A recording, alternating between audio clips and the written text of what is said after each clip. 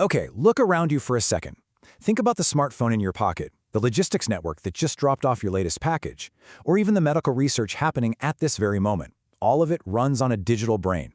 But how exactly did one single company evolve to power literally everything?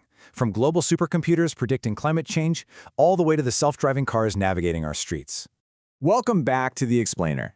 Today we're diving into something absolutely massive. We are unpacking the artificial intelligence, robotics, and computing landscape by looking closely at NVIDIA's 2026 ecosystem. We're going to see how they went from, making chips for video games to literally laying down the foundational infrastructure of our entire future. So here's our roadmap for today. We're going to start with the AI 5-layer cake, check out the power behind global supercomputers, unpack the agentic AI revolution, explore how AI is getting a physical body, and finally, look at the ultimate edge device, autonomous vehicles. All right, let's jump right into Section 1, the AI 5-layer cake. This concept is pretty much the anchor for everything we're talking about today. What's so crucial about this 5-layer architecture is that it forces us to completely reframe how we think about AI, right? It's not just a clever app. It's definitely not just a chatbot on your phone. It's a massive, multi-tiered infrastructure stack. At the very bottom, you have raw, foundational hardware. You move up a level, and you get into cloud and supercomputing. That's where the real heavy lifting happens. Then comes agentic software, where the AI actually starts reasoning and doing complex tasks. Next up, you've got digital twins and simulations for testing in virtual worlds. And finally, sitting at the very top, is physical deployment into the real world. You're building from the ground up, from raw compute power to brains in the cloud to physical bodies out in the real world. So let's look at that base layer first. Section 2, powering global supercomputers. This is the hardware foundation that makes everything else on that cake possible. 81%. Just let that number sink in for a second.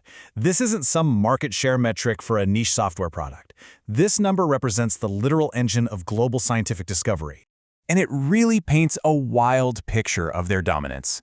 NVIDIA's tech now powers 81% of the top 500 fastest supercomputers in the entire world. The rest of the market combined is fighting over just 19%. When you look at their massive systems, like the GB300 NVL72, you are looking at the absolute backbone of modern computation. But why does this kind of scale actually matter? Well, think about what these supercomputers are actually doing day to day. Over in Europe, the Jupiter project is this exascale system driving vital research on climate, the human brain, and 6G networks.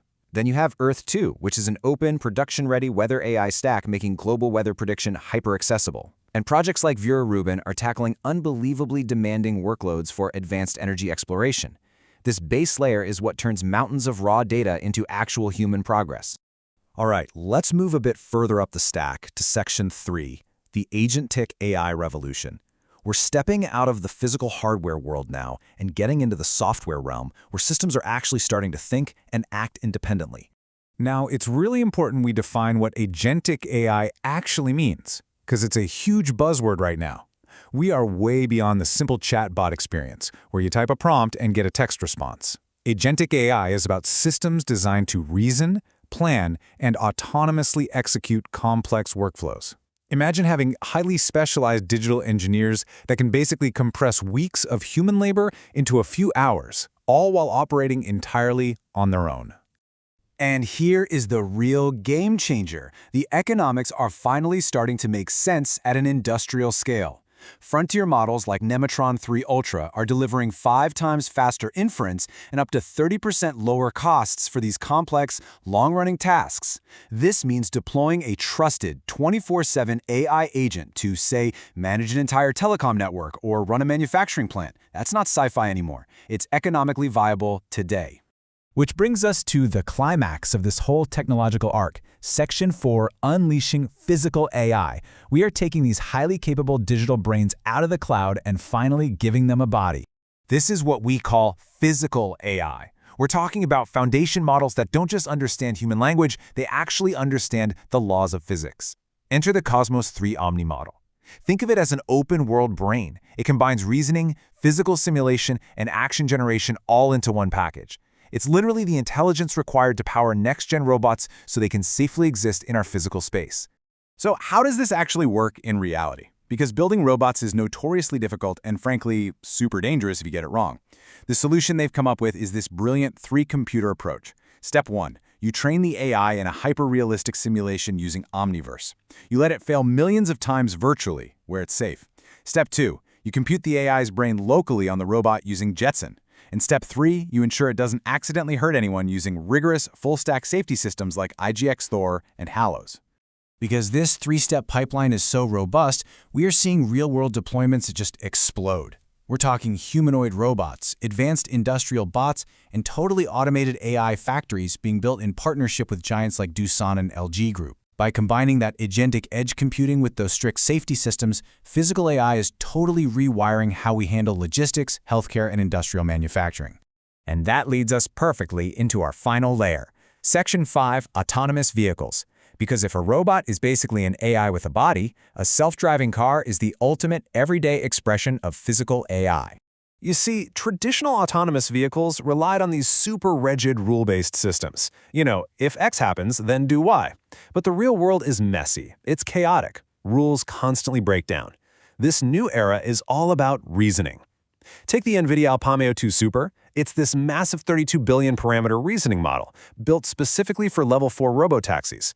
It doesn't just blindly follow rules, it perceives the environment, reasons about what's happening, and adapts in real time, exactly like a human driver. And the auto industry is absolutely eating this up. This isn't just one quirky startup testing the waters. Look at the massive global automakers converging on the NVIDIA Drive Hyperion platform. You've got Mercedes-Benz, Hyundai, Kia, BYD, Nissan, Geely. They're all integrating these end-to-end autonomous platforms. It's proved that Level 4 autonomy, where the car genuinely handles all the driving, is rapidly scaling up worldwide. So, when you zoom out and look at this entire stack from top to bottom, the main takeaway is surprisingly simple.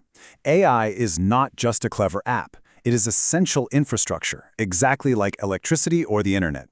From the raw silicon inside those massive supercomputers to the reasoning software in the cloud, all the way down to the cars parked in our driveways, it is one single, interconnected foundation. Which leaves us with a pretty wild question to think about. As this tech continues to scale and AI truly becomes the new electricity, powering everything from weather prediction to the factory floors that build our lives, what part of your physical or digital world won't be fundamentally shaped by this new intelligence? Thanks so much for joining me for this explainer. I hope it gave you a fresh lens to look at the massive infrastructure being built all around us. Catch you next time.